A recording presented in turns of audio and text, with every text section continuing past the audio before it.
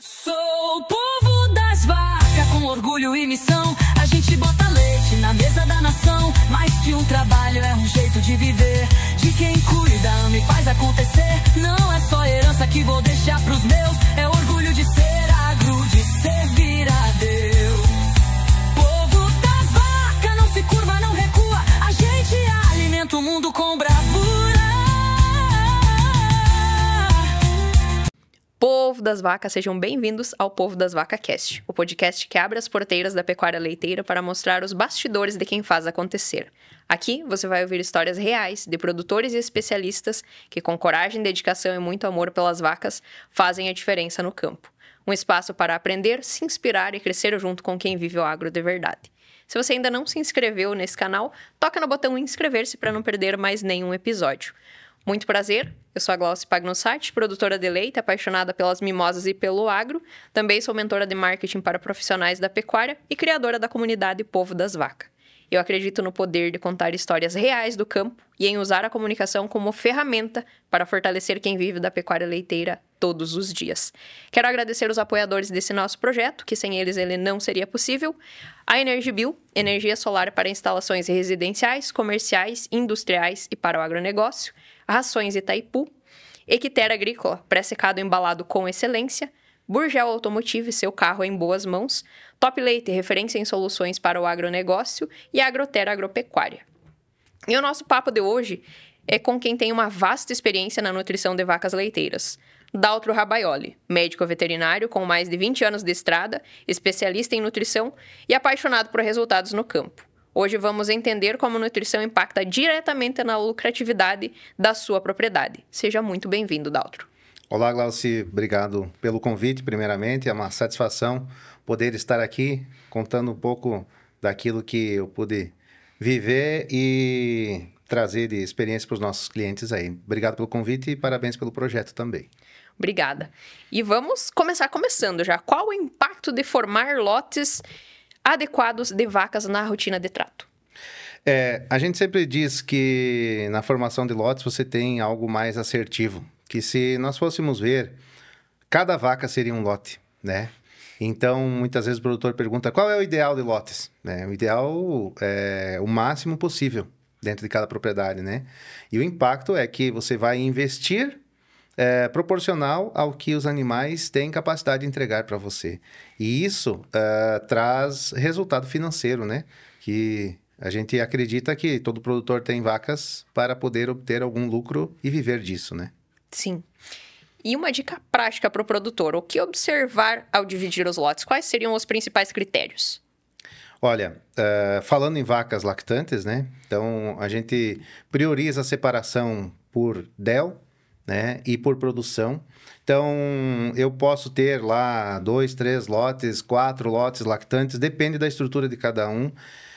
E assim, algo que sempre a gente orienta os produtores se possível, trabalhar com alguma formação de um lote pós-parto ou de um lote de fêmeas primíparas.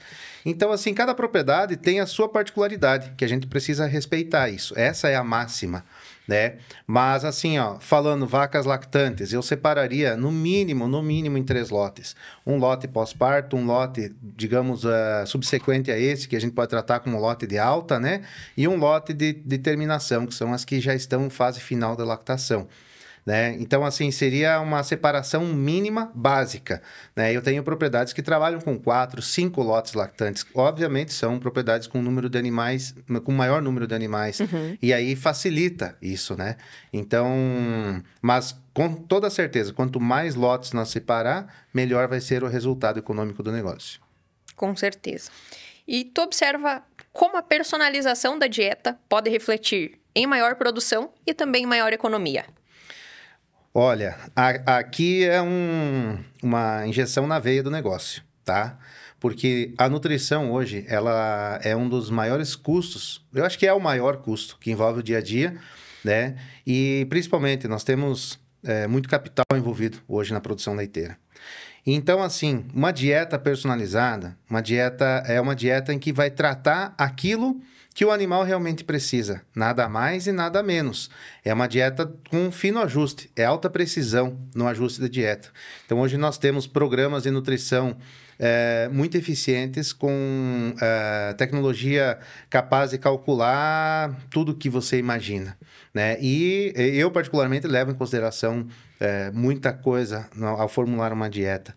E a dieta personalizada hoje, ela traz para o produtor uma segurança de que ele não está investindo dinheiro em algo que não traz resultado. Por quê? Porque naquele lote que tem capacidade de produzir mais leite, a gente vai investir mais. Naquele lote que, por sua vez, é um lote mais final da lactação, ou é um lote com potencial de produção um pouco menor, a gente investe proporcional ao retorno que ele tem capacidade de te dar. E, principalmente, a personalização, ela vai além de a gente falar em proteína, energia, essas coisas. Nós temos que olhar também para a parte dos minerais, vitaminas e aditivos. Porque nós já ouvimos falar, não adianta ter uma vaca, tirar 60, 70 litros de leite por um dia, tu não consegue emprenhar ela. Eu prefiro tirar menos leite, mas emprenhar minhas vacas. Eu ouvi muito falar disso, né? E isso acontece quando? Quando nós temos algum ponto falho na nutrição.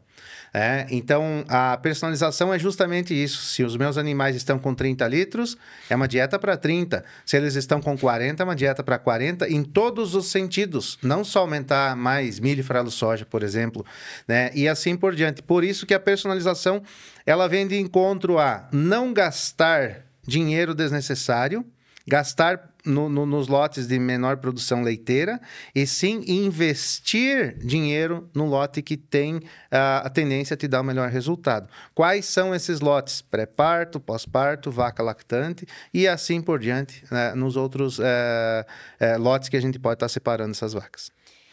E que erros tu percebe que seriam simples, né? Tu teria exemplos de erros que são comuns nas fazendas que atrapalham esse processo? Um erro até nem dá para se tratar como erro, mas é uma questão de estrutura. A estrutura física hoje é um fator limitante para que se tenha separação de lotes, né? Então, nesse caso, a gente não precisa tratar como erro, mas deve tratar como um problema, né? E os erros mais comuns que tem hoje é não mensurar a realidade desses animais. Que você separar lotes por DEL, ou separar só por produção, às vezes tem muitas propriedades que não conseguem mensurar quanto leite real uma vaca está produzindo diariamente. Então, esses pontos todos dificultam, porque como é que eu vou separar se eu não tenho o número desse animal, né? Sim. Então, nós estamos falando de uma dieta de alta precisão para um monitoramento quase que nulo de produção e de resultado. Falho, né? Falho. Não Exato. tem como... Às vezes tá perfeito lá no computador, né? Exato. Aí tu vai pra prática, tu não tem informação de contrapartida. E outro ponto também que eu posso citar, que é um erro comum, é não pesar os alimentos corretamente. Então, a dieta, como eu falei anteriormente, ela é de alta precisão. Se eu não tenho uma balança para fazer a pesagem dos alimentos, eu não vou ter como é que eu vou... Tem 3 dietas. Uma é a que eu faço no computador, outra é a que o tratador prepara, e a terceira é o que a vaca realmente come, né? Então, qual interessa? Aqui a vaca realmente come. Então, o nosso trabalho é o que? É transportar do computador para dentro da vaca uma realidade muito próxima, uma dieta da outra. Esse é o nosso grande desafio. E uma observação nesse ponto, realmente, das empresas, talvez capacitarem a pessoa que está indo fazer essa verificação. Realmente eu observo isso em ti, essa capacidade humana, né, de perceber que o que eu tenho aqui é perfeito, maravilhoso, mas como é que eu vou encaixar isso nessa realidade aqui? O perfil dessa propriedade é esse, como tu perceber, né, esse perfil da propriedade e como tu transformar o que está no computador para a vida real lá, né? Exatamente, por isso que não tem como nós fazer dieta dentro do escritório, né? Eu preciso ir lá no campo e verificar todas as variáveis que tem. Nutrição é da área, da minha formação como médico veterinário, eu vejo que é uma das áreas mais complexas que tem. Porque nós temos muitos pontos que fogem do nosso controle, né? O meu controle está até formular a dieta. E dali para frente eu dependo de um funcionário, dependo do tratador, dependo de uma infraestrutura, dependo do clima, né, para me produzir alimentos com qualidade. Então, todos esses pontos são variáveis que no dia a dia a gente precisa levar em consideração. E como que a gente consegue ajustar tudo isso? É com a personalização que a gente falou antes, né? Em uma determinada época do ano é uma dieta, outra determinada época do ano é outra. Um exemplo, o ano passado que nós tivemos, nós viemos de anos com pouca silagem, né? Nós sabemos, a nossa região principal volumoso que nós usamos é silagem na dieta, silagem de milho, nas dietas das vacas. E nós viemos de períodos de estiagem. Então, o ano passado, nessa época aqui, muitas propriedades nós estávamos cubando silos para saber se teríamos silagem até a próxima safra ou não, para a gente não se pegar sem.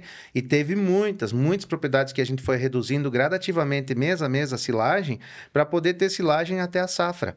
Entende? Isso é planejamento. Isso é o que a gente ajuda o produtor a fazer essa mensuração para poder trabalhar e não ficar sem silagem. Porque pegar sem silagem... Eu já fiz dieta para vaca fechada sem silagem, mas é muito cara.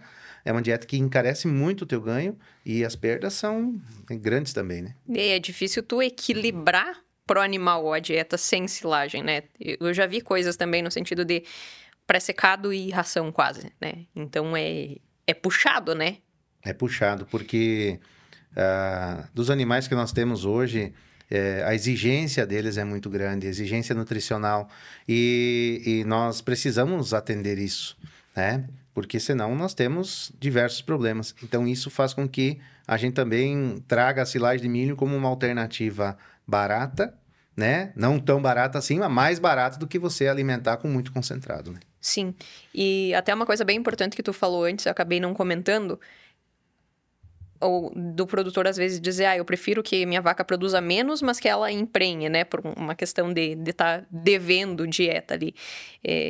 A gente precisa das duas coisas na vaca, né? Daqui a pouco tu vou reduzir produção para ela emprenhar, mas aí tu deixa de ganhar muita coisa, né? E às vezes até a questão de formulação de lotes ou observação inicial, final de lactação ali, também ajudariam muito nesse ponto, né? Falando em pré-parto e pós-parto, onde tudo começa. Por que esse momento da vaca é tão decisivo para o sucesso da lactação? Nossa, pré-parto e pós-parto é onde começa tudo, né? Nós temos estudos vários já que publicaram que conforto animal em vaca seca e pré-parto aumentou em 10% a produção de leite na lactação subsequente, né? E pré-parto, falando especificamente de pré-parto, é um momento onde que é uma preparação para uma lactação toda pela frente, né? Então, nós temos ali um animal que está mais sensível, nós temos um animal que a bezerra dentro dela, pelo tamanho que já está, acaba incomodando, de certa forma, gera um desconforto do animal. Nós temos a questão que o animal não tem mais espaço ruminal para consumir tanto alimento, né? E ali é o momento onde que a vaca vai determinar se ela produz um colostro bom ou não, para criar uma bezerra, para ter a fase de arranque da bezerra bem feito, né? É onde que ela vai determinar se ela vai, logo após o parto, já eliminar todos os restos placentários para evitar uma infecção, alguma coisa, né? E toda a produção mesmo que prepara a glândula para fazer. E no pós, então, é a sequência do pré, né? Aonde que vaca que come bem em pré-parto, come bem no pós-parto e dá uma lactação boa. Vaca come mal no pré, come mal no pós e foi a lactação, né? Então, o pós-parto, a formação de lotes de pós-parto, eu já venho há um bom tempo trabalhando isso em algumas propriedades.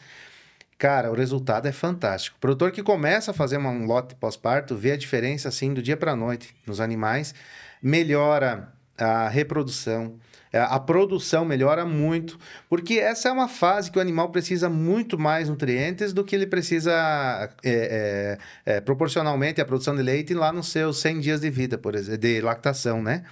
Aí nós temos um animal que precisa muito nutriente, mas que consegue comer pouco. Como é que eu vou colocar esse animal junto com uma vaca que consegue comer muito? Então, a concentração de nutrientes dentro da dieta é o que tem que ser diferente, né? Então, além da exigência dela ser maior, ainda ela consome menos. Então, olha só, tem 2 pontos que nos levam a concentrar, em adensar mais a dieta. Então, no pós-parto, a gente trabalha muito forte isso. e tem dado um resultado fantástico em propriedades que estão aderindo a esse manejo, e eu vejo que esse é um caminho sem volta. E falando em pré-parto, que tu comentou antes, dela ter uma boa dieta para fazer um bom colostro, a gente não tá falando nem só da parte de retenção de placenta e tudo mais, pós-parto, a gente tá falando do todo, na verdade. A gente tá falando de produção da vaca e talvez da filha dela já. A gente observando o pré-parto. Qual a importância da dieta pré-parto mais conforto? Porque muitas vezes a dieta do Daltro lá tá perfeita, maravilhosa. O que tá sendo servido? Que a gente falou de 3 dietas, a que tá no computador, a que é ofertada e a que é consumida, que são 3 coisas diferentes.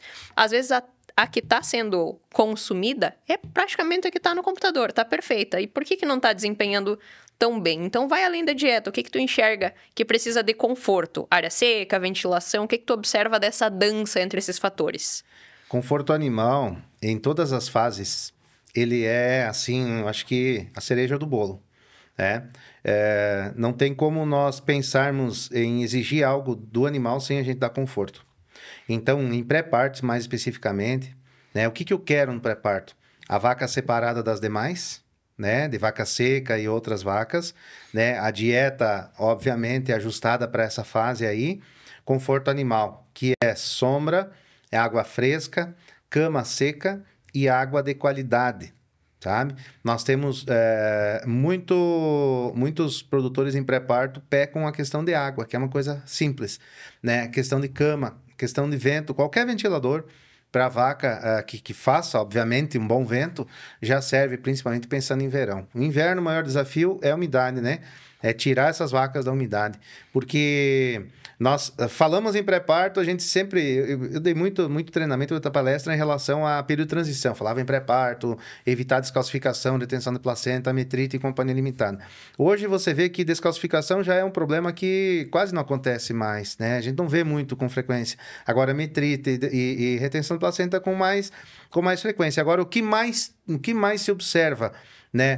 são as doenças metabólicas, as quais a gente não consegue, muitas vezes, diagnosticar a olho nu, O que são doenças metabólicas? É tudo aquilo que freia a vaca de parir e começar a fazer o voo dela, isso aqui. E é aquele animal que demora para deslanchar. Por consequência, você vai ter menos leite, é inevitável.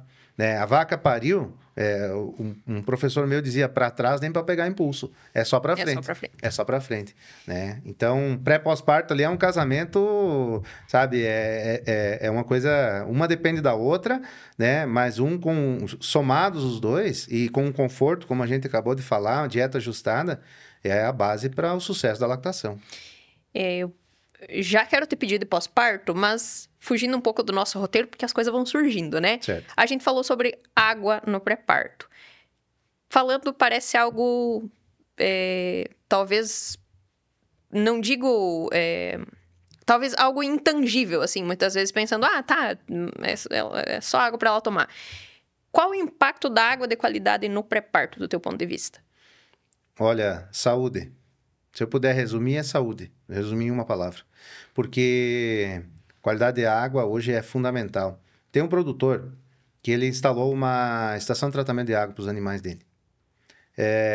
E o depoimento dele, quando eu fui na propriedade a primeira vez, depois que ele tinha instalado, aí ele me disse assim, eu me arrependi de não ter feito 10 anos atrás isso. Então, nós sabemos que para todas as outras classes de animais, se nós pegar em aves, é água tratada. Se nós pegar suínos, é água tratada. Por que para a vaca não? Entende? Então, o que a vaca tem de diferente? É animal também. O ser humano, se tomar uma água de má qualidade, não vai dar problema? Vai. Vai ficar doente. Então, assim, a vaca é a mesma coisa.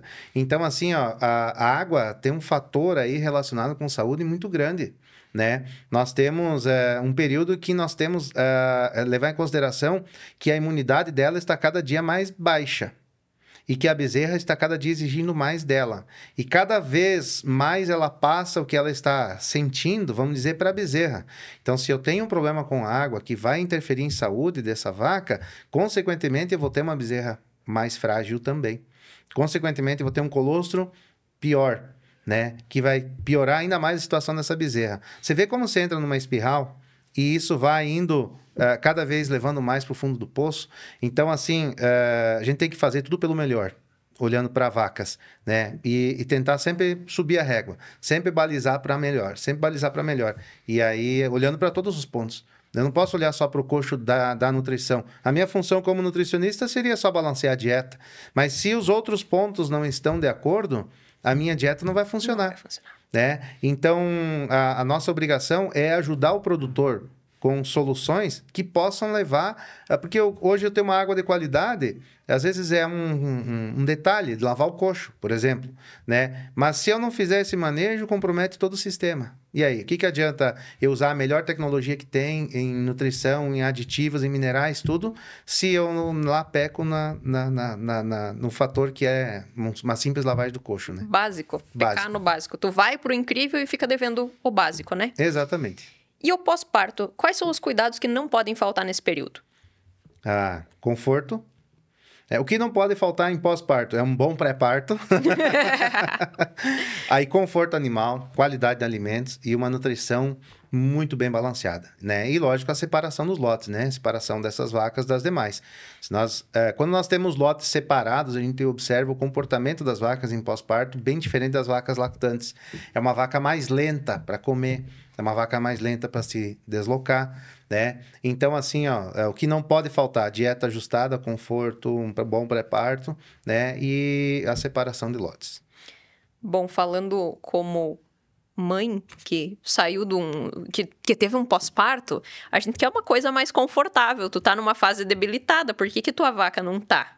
Uhum. Muitas vezes falta essa observação, né? Já que você tocou nesse ponto... Eu não tenho problema em comparar, tá? É bem parecido. Lá em casa eu tenho 2 filhas, né? Então às vezes eu faço as comparações das vacas, minha esposa diz, mas eu não sou vaca, né? Mas a gente é um ser vivo, né? Sim. Então, eu sempre digo para as mulheres, podem olhar para si, né? Sim. Num período o parto é mais debilitado. No período após o parto, a vaca está com uma dor no úbere, porque aquele úbere que até ontem estava murchinho, de repente ele... Inchou, né? Esse animal está com dor abdominal por causa do todo o processo do parto, né? E esse animal está numa transição da nutrição. Ele veio de uma dieta de pós-parto que era uma coisa e está numa dieta de pós-parto que é outra coisa, né? E ainda, além de tudo isso, a imunidade comprometida, né? E o leite fluindo cada dia mais. Então, olha só a exigência, o requerimento de nutrição desse animal, o quanto que é, né? Então, assim, a gente olhar para pós-parto e não falar em turbinar uma dieta, a gente pecaria muito com os animais. Eu passei a olhar de outra forma para esses setores. Eu já olhava com carinho, agora eu olho muito mais. E a silagem hoje é o maior volume dentro da dieta. Como garantir que ela tenha qualidade? Falando em silagem, a base de tudo começa ali, né? Nós termos uma silagem de qualidade hoje é imprescindível para um bom resultado. Aonde tudo começa? Começa lá na escolha do híbrido, né? Na preparação do solo, que daí já é da parte da agronomia, e eu não vou me aprofundar nisso. Sim. Né? Mas eu sempre digo assim para os produtores, façam o melhor que vocês podem fazer na silagem. Escolham o melhor híbrido, adubem o máximo que vocês... O que precisar, façam a correção que precisar. Colham na hora certa. Qual a hora certa de colher a silagem, né? 2/3 do grão farináceo. Picar, o processamento dessa silagem é imprescindível. Se você pecou na hora de colher a silagem, você tem o ano todo comprometido, né? Aí a questão de preparação de silos, de lona. Eu vejo gente economizando em lona de silagem. Gente, a lona é o menor dos custos que nós temos no processo. E imagina o valor que você tem debaixo de uma lona.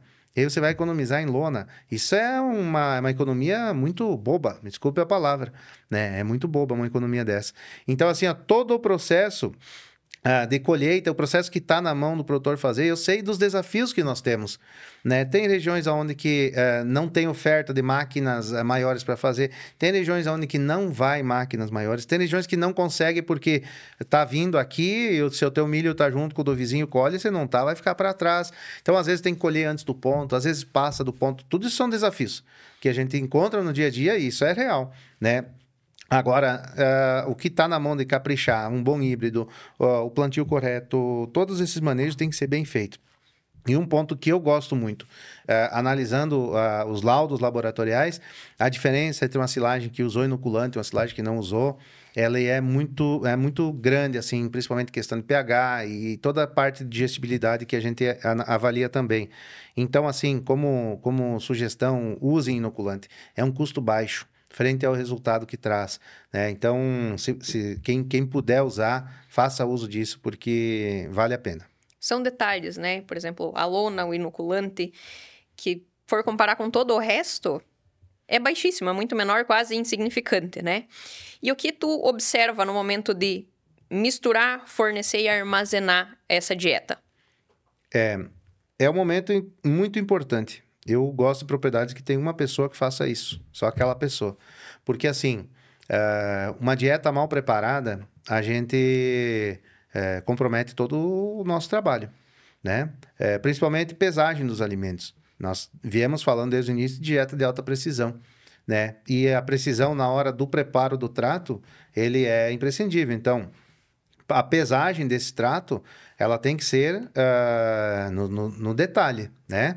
A qualidade de mistura é outro ponto que a gente hoje tem inúmeras máquinas aí que entregam uma boa qualidade de mistura, né? E outro ponto aí é a questão de tamanho de partícula, a questão da inclusão de fibras, o quanto eu posso incluir, até que ponto eu posso ir, até que ponto eu tirar isso é comprometedor.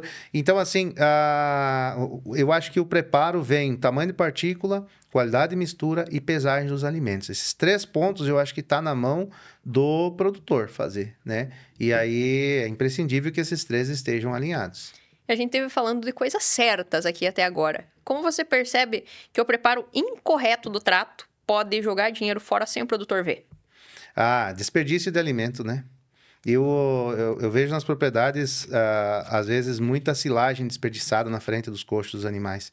Eu acho que tudo a gente pode mudar. A balança a gente pode adequar, o preparo, o tamanho de partícula, tudo. Agora, aquilo que você jogou fora, aquilo ali é o maior custo. Às vezes eu pergunto, qual é o maior custo que alimento custa mais aqui na propriedade? É o farelo de soja, é a ração, Não, o maior custo do alimento é aquele que você não aproveitou nada, que é o desperdício, que é aquele 1 quilo que correu, que você deixou na frente do coxo e não aproximou para os animais comer, né? Então, eu acho que isso aí é o maior erro hoje que tem.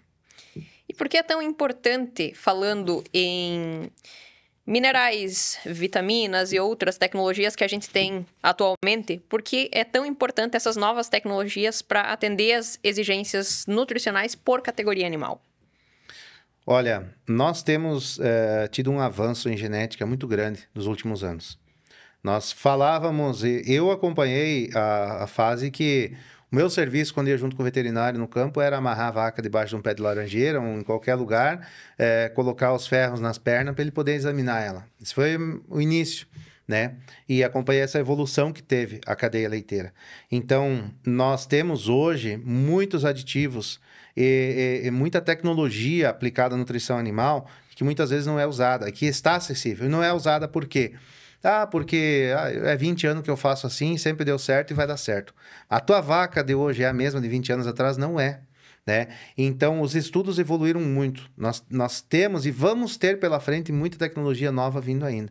Então, por que eu tenho que olhar para essas tecnologias? Porque a minha vaca também mudou, entende? Hoje, nós temos dentro da nutrição a questão que são aditivos que a gente busca alguma resposta, né? E esses aditivos, muitos deles testados, comprovados cientificamente, e quando a gente põe no campo, a gente observa esse benefício, né? Então, assim, eu vejo hoje que não tem como nós não usar algumas tecnologias que nós temos aí acessível, com várias comprovações científicas, né? É só a gente aderir ao uso delas, né? Então, não vou entrar em detalhes, porque nós poderíamos ter um podcast só de minerais e vitaminas aqui, né? Mas, assim, eu acho que mineral e vitamina nós não podemos economizar nas vacas também, porque é um custo irrisório hoje frente ao sistema todo. Você tem milhões investidos em vacas, muitas propriedades, tem milhões investidos em vacas, infraestrutura, terra, olha tudo que envolve, e aí nós vamos lutar por algo de 4, 5, 6 reais o quilo, né? Não vai interferir isso muito na dieta, sendo que usa gramas para as vacas. Eu ia dizer, usa microcentavos às vezes, exatamente, né? Então, vou economizar no mineral, ao invés de pegar um X, pega um Y, porque vai me custar, vou gastar tanto a menos no mês. E o que você deixa de tirar? O que você deixa de ganhar? O que deixa de ganhar, né? Essa é a conta difícil de fazer, né? E o que o produtor perde quando não oferece o mínimo necessário? Ah, meu Deus. Agora bate numa tecla que muitas vezes o produtor nem percebe que perde, porque não consegue medir o resultado. O que é mais comum hoje de medir resultado na produção leiteira? Leite no tanque. Eu tenho tantos litros, a minha média é tantos litros por vaca dia. O que a gente mais ouve falar é isso. O tal nutricionista subiu tanto a média. Agora sim, então, o que a gente mais olha é o leite no tanque. Mas o que eu acho que a gente tem que olhar? Outras coisas, outros fatores. Por exemplo, quanto eu gastava com medicamento no ano passado e o quanto eu estou gastando agora? Quantas inseminações eu tinha por prenhez no ano passado, quantas eu tenho agora? Quanto era o meu DEL no ano passado, quanto é o meu DEL agora? Esses são os pontos que a gente precisa olhar. Um ponto que eu avalio muito nas dietas é o quê? A eficiência das vacas. Quantos litros de leite essa vaca está produzindo com 1 quilo de matéria seca de alimento? Então, a gente já vai batendo na eficiência. Então, assim, mensurar, gerar números.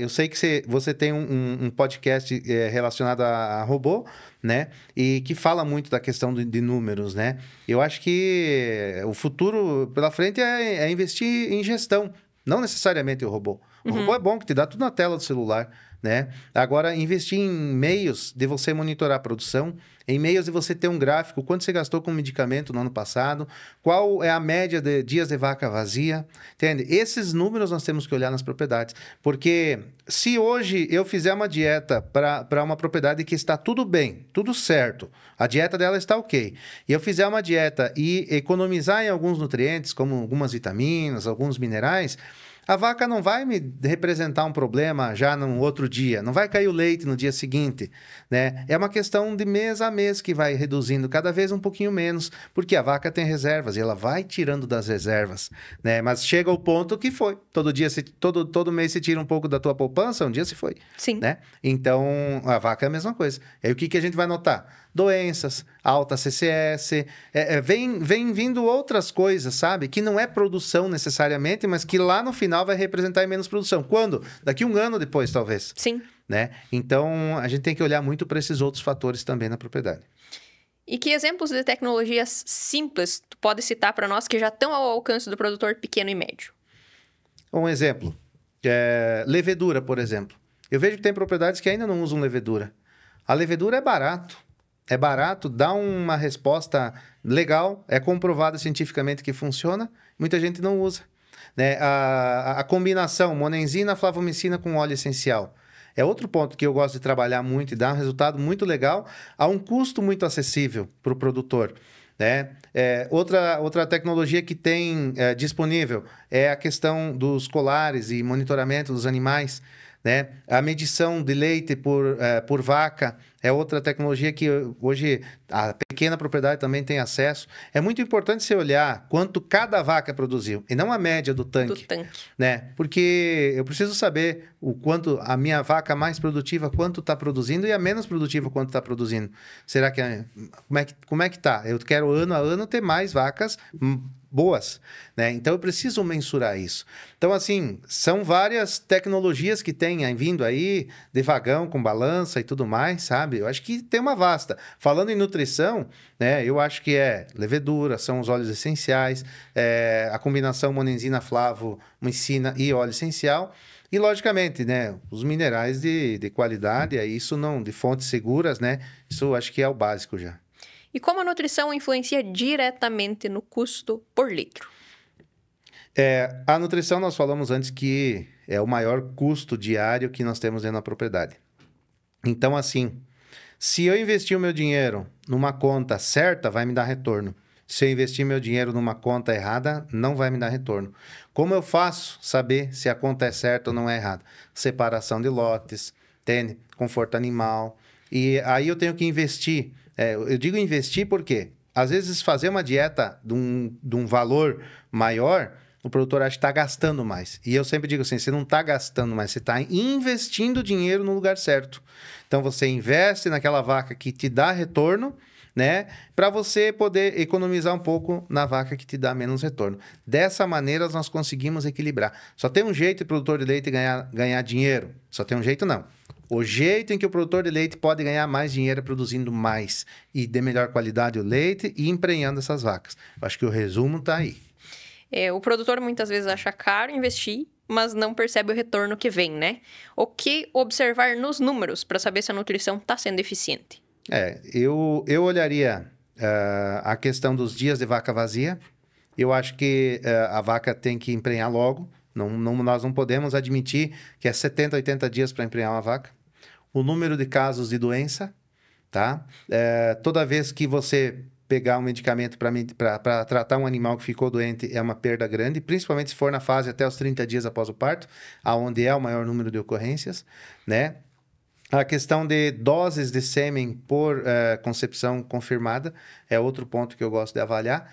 E eu acho que nós temos que olhar sempre para o DEL da propriedade. Eu quero um DEL cada vez mais baixo para poder trabalhar. Perfeito. E agora vamos a um bate-bola, umas perguntinhas mais rápidas. Um erro comum de nutrição que você vê em muitas fazendas. Não pesar os alimentos.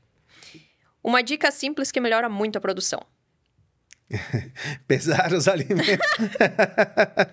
Outra casa, que tudo é pesar os alimentos. A formação de lotes, né? A formação de lotes, fazer uma dieta ajustada, equilibrada e fornecer o que cada categoria animal precisa. Um investimento que vale muito a pena em qualquer propriedade. Conforto animal. E pesar os alimentos. É brincadeira.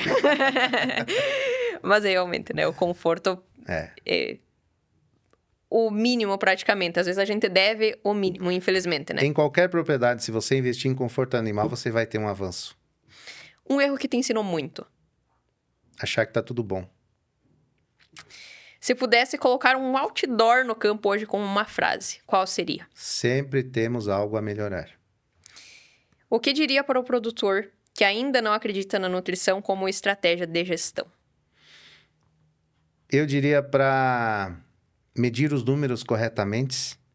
A partir do momento que passar a ter uma medição correta, real, dos números, vai ver como a nutrição impacta dentro do seu sistema. E aí vai ver que na nutrição nós temos a chave que pode virar para o sucesso ou para o fracasso, do contrário. Eu já vi muita propriedade que evoluiu bastante quando se passou a fazer uma gestão dos números, né? E aí, em cima disso, a gente aplica a nutrição correta e aí a gente vê, assim, um avanço muito grande. Mas a gestão de números, eu acho que hoje é um ponto que poderia se trabalhar muito forte nas propriedades. Melhor, né? Muitas vezes tem como a gente já falou, acho que no mínimo umas 3 vezes nesse episódio aqui, que muitas vezes tu tem lá a formulação perfeita e tudo mais, mas tropeça na falta de informação muitas vezes, né? Nós temos muitas propriedades hoje que têm a gestão como empresas de grande porte, que sabem dos números, todos eles com alta precisão, né? São propriedades, assim, exemplo, né? Nós temos muitos produtores assim, né? Mas também nós sabemos que temos a grande maioria ainda a ser feito. Então, eu sempre digo, invistam em gestão, né? A hora que vocês tiverem os números em mãos, fica mais fácil a tomada de decisão também. E para você que nos acompanhou até aqui, obrigada por nos acompanhar. Se não se inscreveu ainda, toca no botão inscrever-se para não perder mais nenhum episódio. Gostaria mais uma vez de agradecer os nossos patrocinadores. Sem eles, esse projeto não seria possível. Energibio, energia solar para instalações residenciais, comerciais, industriais e para o agronegócio. A Rações Itaipu, que nos possibilitou o Daltro estar aqui hoje. Equiterra Agrícola, pré-secado embalado com excelência. Burgel Automotive, seu carro em boas mãos. Top Leite, referência em soluções para o agronegócio, e Agroterra Agropecuária. Daltro, sobre nutrição, a gente podia ficar o dia inteiro aqui falando e seria pouco, né? Mas por hora, agradeço a tua participação aqui e já deixo a ressalva para talvez a gente tá falando de nutrição em outras categorias. Você toparia vir falar talvez sobre recria, sobre bezerras? Tu toparia trazer essas informações num próximo episódio? Com certeza, Glaucio. Eu acho que A nutrição é um dos assuntos mais complexos que nós temos, então não falaríamos tudo em um podcast só. Eu acho que temos a possibilidade, sim, eu fico à disposição. Agradeço novamente pelo convite e eu espero que a gente possa ter trazido alguma informação que venha agregar com os nossos produtores também. Com certeza ajudou muito. Obrigada pela participação e pela disponibilidade.